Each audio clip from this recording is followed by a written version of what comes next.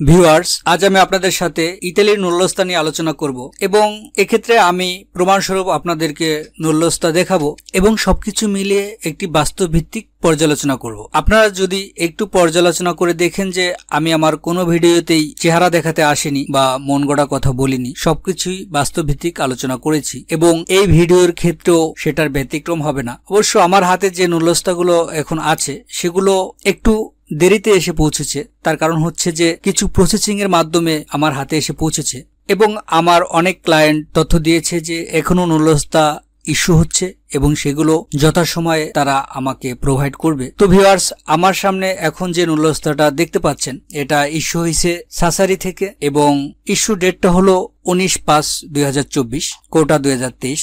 তো এই ক্ষেত্রে ব্যাপারটা এমন হয় যে আপনাদের যারা মধ্যস্থতাকারী আছে, যাদের কাছে আপনারা জমা দিয়েছেন, তারা এক একজন এক এক শহরে বা প্রভিন্সিতে জমা দিয়েছে এবং সে অনুযায়ী নুল্লস্তাটা ইস্যু হবে। তো আমি তো আসলে সব ক্লায়েন্টের সাথে কাজ করি না বা সেটা সম্ভব না। তো আমার বর্তমান যে ক্লায়েন্টটা তার অধিকাংশ নুল্লস্তা হচ্ছে সাসারিতে, তার কারণ তার অ্যাডভোকেট সাসারিতে জমা দিয়েছে এবং সেখানকারই নুল্লস্তা এসে পৌঁছেছে এবং আরো কিছু শহরের আছে, নেপোলি বা আদার্স। তো ভিউয়ার্স, আরেকটা কথা বলে রাখি যে আপনারা যে নুল্লস্তাটা দেখতে পাচ্ছেন সেটা পারিবারিক সামাজিক স্বাস্থ্য সেবা খাতের আওতাধীন নুল্লস্তা। তো এখানে আমি আপনাদেরকে বলে রাখি যে আপনারা যে ক্যাটাগরিতে নুল্লস্তা ইস্যু হবে, স্পেসিফিক্যালি যদি কোনো ক্যাটাগরি থেকে থাকে তাহলে সেই ক্যাটাগরির অভিজ্ঞতার সার্টিফিকেটটাই দেওয়ার চেষ্টা করবেন।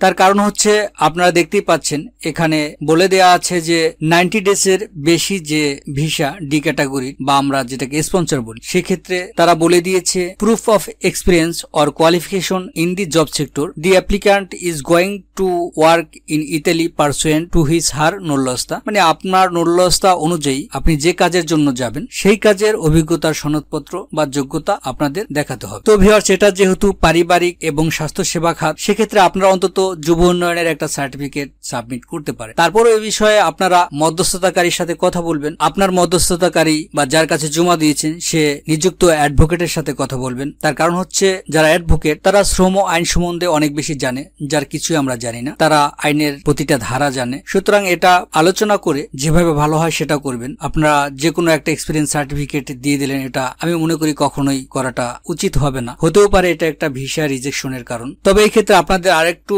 সতর্ক হওয়ার পরামর্শ আমি দিব, সেটা হচ্ছে যে আপনারা যে নুল্লস্তা পেয়েছেন সেক্ষেত্রে আপনার মালিকের কোম্পানির যে কাজ সেই কাজের সাথে সঙ্গতিপূর্ণ একটা অভিজ্ঞতার সনদপত্র আপনারা প্রদান করবেন। তো ভিউয়ার্স, দ্বিতীয় যে নুল্লস্তাটা সেটা ইস্যু হয়েছে 20/4/2024 এবং এটা নাপোলি থেকে ইস্যু হয়েছে এবং এটার কমনি হচ্ছে কাসরিয়া এবং প্রভিন্সি হচ্ছে নাপোলি। তৃতীয় যে নুল্লস্তাটা দেখতে পাচ্ছেন এটা হচ্ছে সিজনাল মানে এগ্রিকালচার, এটার আগোছাতে ইস্যু হয়েছে। ইস্যু ডেট হচ্ছে 21/4/2024। ভিউয়ার্স, চতুর্থ নুল্লস্তা যেটা দেখতে পাচ্ছেন সেটা স্পন্সর ক্যাটাগরির সাসারি থেকে ইস্যু হয়েছে এবং ইস্যু ডেট হচ্ছে 21/5/2024। তৃতীয় নুল্লস্তাটাও সাসারি থেকে ইস্যু হয়েছে। পঞ্চম নুল্লস্তাটাও সাসারি থেকে ইস্যু হয়েছে, এটাও স্পন্সর ক্যাটাগরি। ইস্যু ডেট হচ্ছে 21/5/2024। ষষ্ঠ যে নুল্লস্তাটা দেখতে পাচ্ছেন সেটাও স্পন্সর ক্যাটাগরি এবং ইস্যু ডেট হচ্ছে 21/5/2024, সাসারি থেকে ইস্যু হয়েছে। তো ভিউয়ার্স, এখানে অনেকগুলো নুল্লস্তাই আমার কাছে এসে পৌঁছেছে, সবগুলো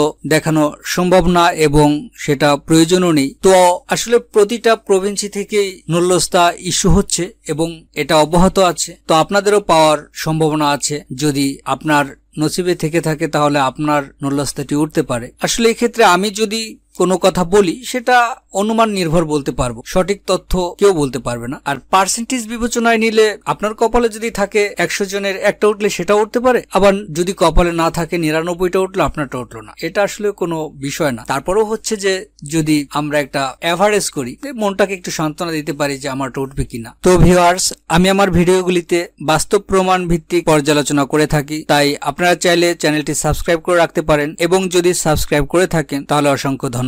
তো এই ছিল আজকের পর্যালোচনা। সবার প্রতি রইল শুভকামনা।